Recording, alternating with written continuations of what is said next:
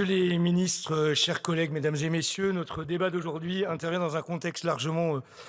décrit depuis tout à l'heure, international et économique particulièrement bouleversé, tensions liées au conflit au Moyen-Orient, croissance atone, moins 0,2 points par rapport au PLF 2026, inflation en augmentation de 0,6 points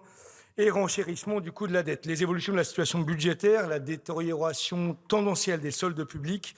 n'appelle pourtant aucune interrogation de votre part sur la pertinence des politiques budgétaires mises en œuvre. Quoi qu'il en coûte pour nos finances publiques, vous excluez des possibilités celles qui questionnent la fiscalité et vous réservez à la dépense publique la fonction d'ajustement en cours d'exécution budgétaire pour tenir les objectifs de déficit annoncés lors du projet de loi de finances. Preuve en est, la solution que vous apportez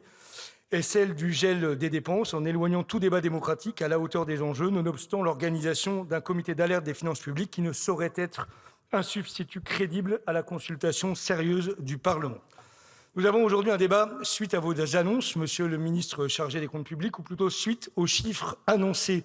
de 6 milliards d'euros de nouvelles mesures d'économie, sans disposer d'aucune précision sur les ministères concernés, ni sur l'ampleur des efforts qui leur seront demandés. Est-ce vraiment utile de débattre dans ces conditions? Est-ce vraiment respectueux de l'Assemblée nationale que d'organiser un tel débat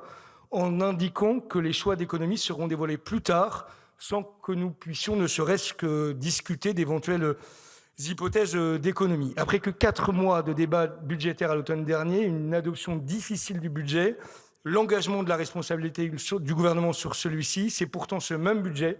que vous rabotez. Que devons-nous donc déduire de la cohérence et de la sincérité budgétaire qui entoureront l'examen du prochain projet de loi de finances? Seule certitude, une fois de plus, vous privilégiez une stratégie centrée sur la réduction des dépenses avec des gels, surgels et coups de rabot, une stratégie déjà décriée ces dernières années par la Cour des comptes tant elle freine l'activité et nuit à la capacité de projection des ménages, des entreprises, des collectivités territoriales. Plus globalement, nous estimons que l'ambition souhaitable d'assainissement de nos comptes publics,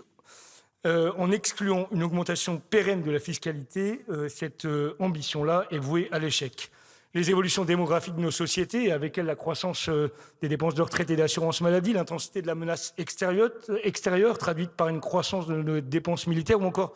les ambitions de réindustrialisation et de transition écologique ne sont pas réalistes à un niveau de dépenses publiques stable ou diminué. Avec vos politiques, nous nous condamnons à des déficits élevés qui viennent à leur tour menacer notre souveraineté. Vous l'avez dit, le contexte international nous oblige à repenser notre modèle pour sortir durablement de nos dépendances, notamment énergétiques, en investissant dans la décarbonation et l'autonomie du pays. Nous nous réjouissons de vous voir enfin rejoindre cette ambition que nous portons depuis longtemps, mais celle-ci suppose des choix politiques clairs et non des demi-mesures. Vous devriez au contraire engager une accélération nette qui permettrait d'atteindre nos objectifs climatiques que vous semblez ne pas prendre autant au sérieux que nos objectifs budgétaires.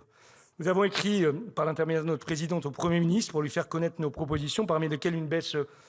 temporaire et significative du prix des billets de train, un plan pluriannuel de soutien à la rénovation et la modernisation du réseau ferré, un soutien affirmé au déploiement des Serm, et cela sans exclure évidemment une plus grande fermeté sur le contrôle des marges des distributeurs notamment. Sur le volet des recettes, quid de la fiscalité de l'héritage, succession et donation, et du patrimoine dont la croissance est forte et de plus en plus concentrée, et qui serait évidemment utile, entre autres, au financement des transitions. Pour conclure, le PSMT s'inscrit dans les pas d'une politique communautaire que nous jugeons anachronique, l'Union européenne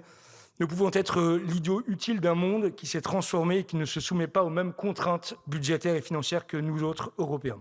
Pandémie de Covid, guerre en Ukraine, conflit au Moyen-Orient, le projet européen doit s'adapter à des situations de crise qui ne relèvent plus de l'exceptionnel, mais qui aujourd'hui sont la structure même de nos sociétés. La France et ses ministres devraient porter ce débat au niveau européen, plutôt que de vouloir être les bons élèves d'une doctrine édictée sur un coin de table dans les années 90. Merci de votre attention.